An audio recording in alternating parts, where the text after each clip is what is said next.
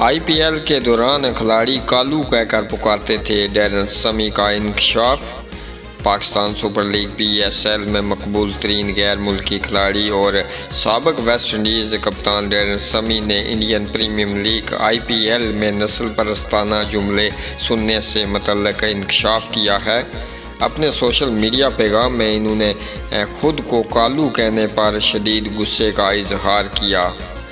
اپنے ایک پیغام میں ڈیرن سمی نے بتایا کہ جب وہ آئی پی ایل میں حیدرآباد سن رائزرز کا حصہ تھے تو انہیں کالو کہہ کر پکارا جاتا تھا۔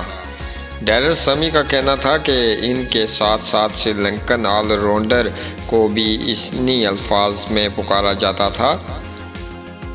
پشاور زلمی کے سابق کپتان نے کہا کہ پہلے انہیں لگتا تھا کہ کالو کا مطلب طاقتور ہوتا ہے، تاہم بعد میں اس لفظ کے اصل معنی معلوم ہوئے۔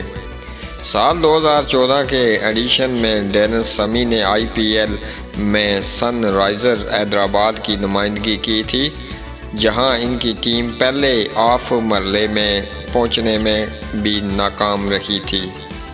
واضح رہے کہ پاکستان کرکٹ ٹیم کے سابق کپتان سرفراز احمد کو گزشتہ برس جنوبی افریقن کھلاڑی کو انہی الفاظ میں پکارنے پر پابندی کا سامنا کرنا پڑا تھا۔